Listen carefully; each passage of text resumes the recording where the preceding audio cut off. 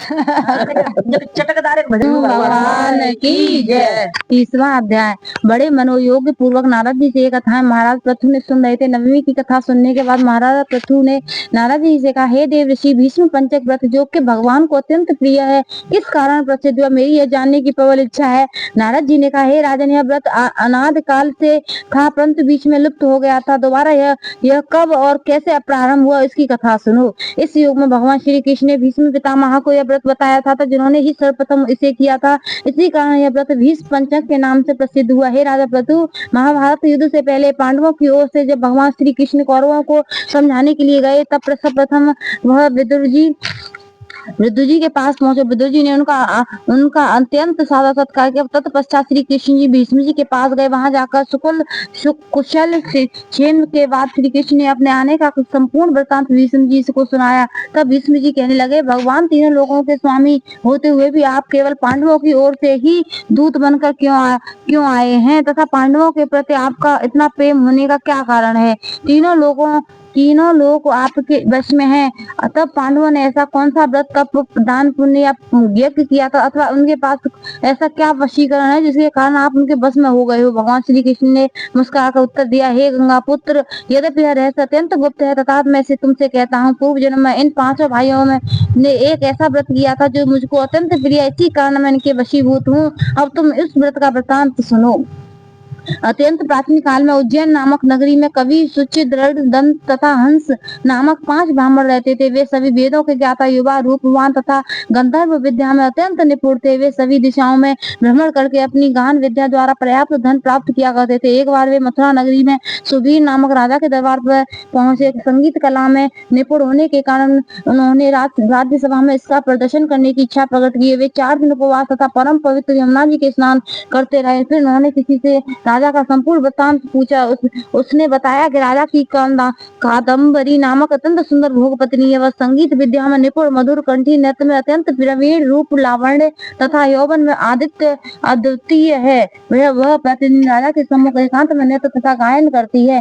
यह सुनकर वे 5 एक ऐसे स्थान पर जाकर खड़े हो गए जहाँ कादम्बरी के नृत्य तथा ताल के स्वर सुनाई पड़ते थे। उसके बाद राजा के पास आने जाने वालों से कहने लगे, बड़े दुख की बात है कि आपके राजा के पास नृत्य कला जानने वाला कोई नहीं है। वीणा में तार बराबर नहीं है, 2 तार ढीले हैं तथा बाजे की धुन के अनुसार नृत्य भी शुद्ध नहीं है। यह बात किसी ने राजा से जाकर कह दी। राजा ने जहाँ कादम्बरी का नृत्य हो रहा था, वह उन 5 को बुलाया। वहां पहुंचकर उन्होंने राजा को आशीर्वाद दिया और राजा के निकट बैठ गए।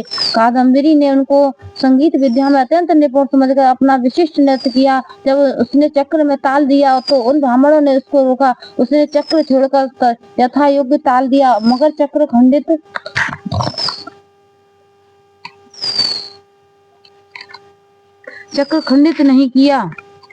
नहीं किया। कादम्बरी के इस गुण और उसके रूप माधुरी को देखकर 5 उस पर मोहित हो गए। कादम्बरी भी उन 5 को देखकर उन पर मोहित हो गई।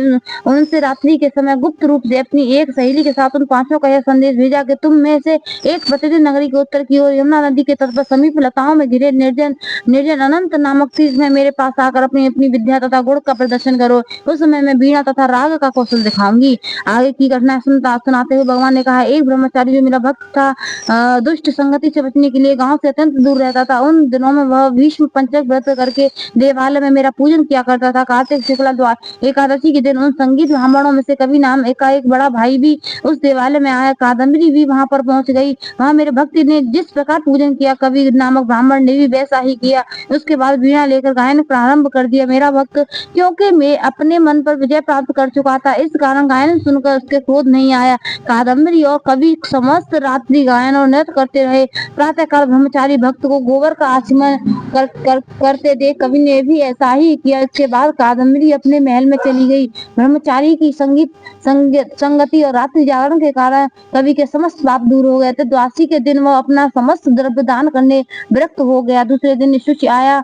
उसने भी रात्रि भर कादम्बरी के साथ नृत्य व गायन किया। ब्रह्मचारी की भांति भोजन करके गौमूत्र का आचमन किया। प्रातः काल होते ही वह भी अपना संपूर्ण धन दान करके सन्यासी हो गया। गया। उसने निश्चय ही किया कि जिस प्रकार कादम्बरी ने नृत्य गान रूप को देखकर ब्रह्मचारी का मन चलाए मान नहीं हुआ, उसी प्रकार मुझे भी मन को वश में करना चाहिए। तीसरे दिन त्रयोदशी को दृढ़ नाम वाला भाई भी कादम्बरी से मिलने आया और समस्त रात्रि नृत्य व गायन करने के बाद ब्रह्मचारी की ही भांति उसने भी पूजा की और गोदुग्ध का आचमन किया। दोनों भाइयों के समान वह भी विरक्त होकर सन्यासी बन गया। अगले दिन अर्थात चतुर्दशी को मंदिर में चौथा भाई दंत आया। पूर्ववती बंधुओं के समान कादम्बरी के साथ रात्रि भर नृत्य और गायन करके ब्रह्मचारी से बच्चे घी का पान करके वह मन शुद्ध हो जाने के कारण विरक्त होकर गया। उसे अंत में अर्थात पूर्णिमा को हंस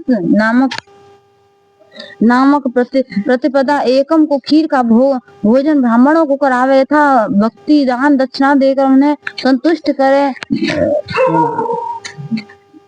31वां 30वां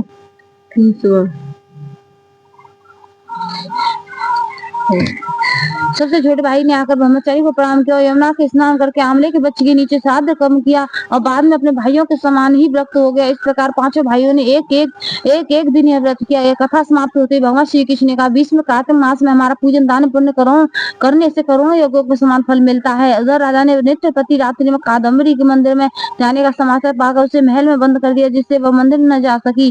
कार्तिक मास में हमारे सामने नित्य गायन करने के कारण वही कादम्बरी अगले जन्म में द्रौपदी हुई। हंस नाम वाला ब्राह्मण आंवले के वृक्ष के नीचे श्रद्धादि करने से युधिष्ठिर हुआ। एकादशी के चारण करने के कारण कवि अर्जुन, सूचि, सहदेव, दंत, नकुल तथा धर्म नाम वाला ब्राह्मण पराक्रमी भीष्म हुआ। हे भीष्म जी, वस्तुतः पूर्व जन्मों में पांडवों द्वारा किए गए इस व्रत के कारण ही मैं इनके वशीभूत हूँ। वो श्री हरि विष्णु भगवान की जय। यहाँ पे तो चली कहाँ चले गए? 31वां अध्याय श्री हरि विष्णु भगवान की 31वां अध्याय। ब्रह्मा जी ने कहा, हे नारद, कार्तिक शुक्ला एकादशी भगवान विष्णु अपने 4 मास के शयन के पश्चात उठते हैं, इसलिए इसे हर प्रौधनी एकादशी भी कहा जाता है। इस एकादशी का व्रत करने से वाजपेयी यज्ञ से भी अधिक फल की प्राप्ति होती है और साथ ही अनेक जन्मों के पाप भी नष्ट हो जाते हैं। चातुर्मास के 4 महीने को जो व्रत होता है वह भी इसी दिन समाप्त होता है। इस दिन व्रत करने वाला यदि ओम नमो भगवते वासुदेवाय मंत्र का जप तथा रात्रि जागरण करे तो उसे वर्ष की सभी एकादशियों का फल प्राप्त हो जाता है। इस एकादशी का व्रत सभी प्रकार की